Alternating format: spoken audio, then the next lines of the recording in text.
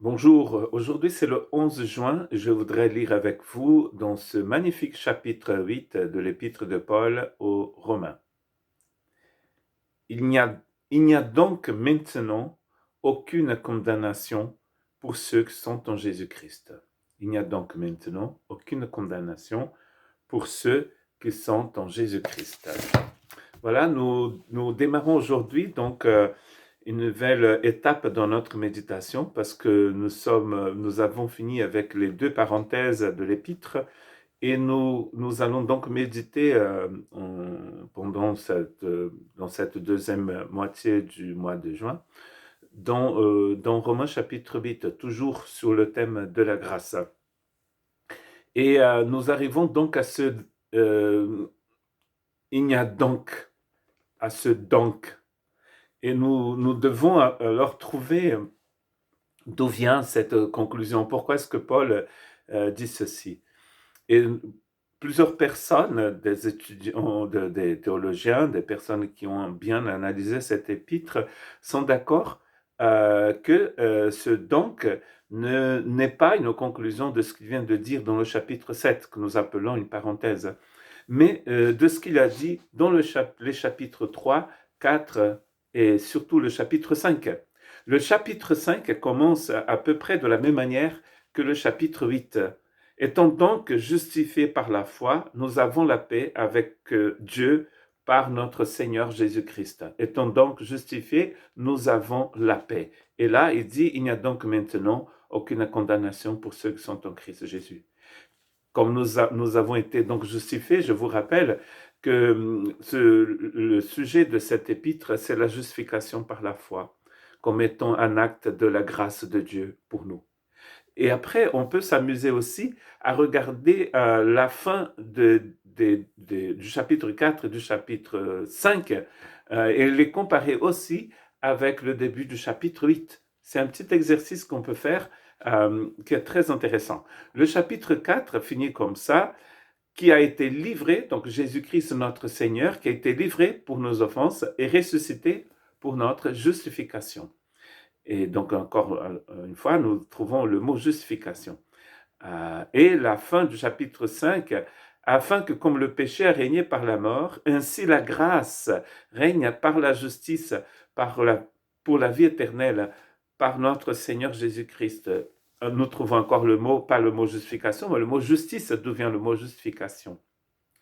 Donc cette paix que nous avons avec Dieu est entièrement basée sur l'œuvre du Christ Jésus. Et ici, il dit que c'est l'œuvre de la grâce de Dieu.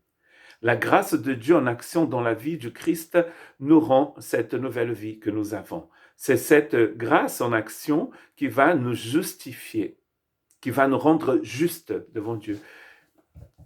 Moi, j'essaie parfois d'expliquer ce que ça veut dire et je pense à un chemin.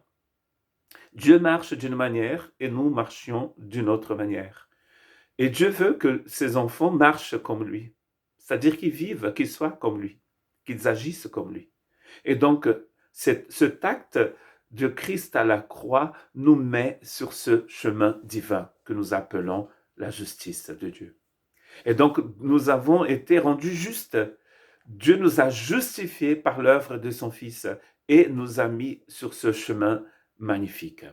Vous allez trouver dans une épître de Paul qui a été écrite depuis une prison à Rome, où il dit « marchez, maintenant marchez ».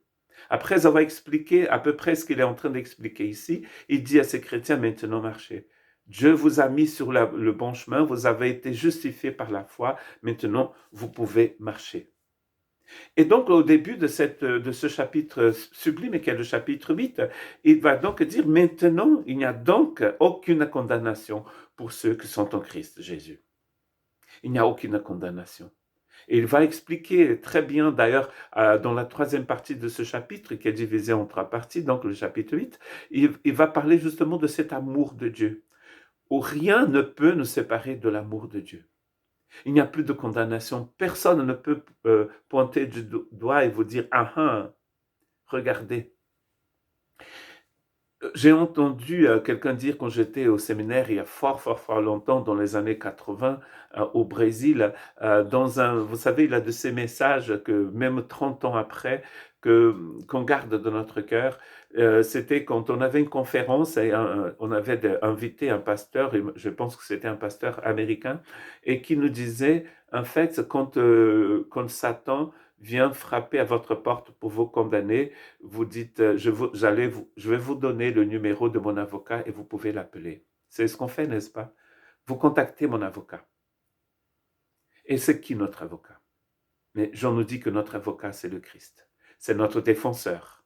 Et donc, quand la tentation vient frapper à notre porte, enfin, quand l'accusateur, pardon, vient frapper à notre porte, nous disons, excuse-moi, monsieur Satan, qui veut dire d'ailleurs l'accusateur.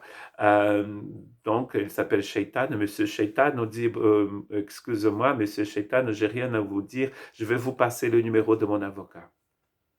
Et vous allez discuter avec l'avocat. Est-ce que vous pensez que Satan est prêt à aller discuter avec Jésus, le roi des rois, le Seigneur des seigneurs, le Fils de Dieu, celui qui est, qui était, qui viendra, l'alpha et l'oméga, le commencement et la fin? Bien sûr que non. Il essaye avec vous, le maillon faible peut-être. Mais quand vous lisez le Romains chapitre 8, vous comprenez une chose, il n'y a plus de condamnation pour ceux qui sont en Christ Jésus. La justification nous place justement dans Jésus-Christ, en Jésus-Christ. Nous sommes en lui. Donc il n'y a plus de condamnation, on ne peut pas nous condamner. Après, il va dire dans ce texte, qui pourra nous condamner? C'est Dieu qui nous justifie. Va voir avec mon avocat. Il n'y a plus de condamnation. Et c'est très important que chacun puisse se rappeler de cela, puisse penser à cette œuvre magnifique du Christ, décrite dans ces chapitres précédents de l'épître de Paul aux Romains. Et donc il dit non, en vue de ce que nous avons vu avant, je vous déclare, je vous dis, le Saint-Esprit vous dit, il n'y a plus de condamnation. Et justement, en parlant du Saint-Esprit, il va être cité plusieurs fois dans ce chapitre, car cette libération vient maintenant par la présence du Saint-Esprit tout le temps dans votre cœur. Que Dieu vous bénisse.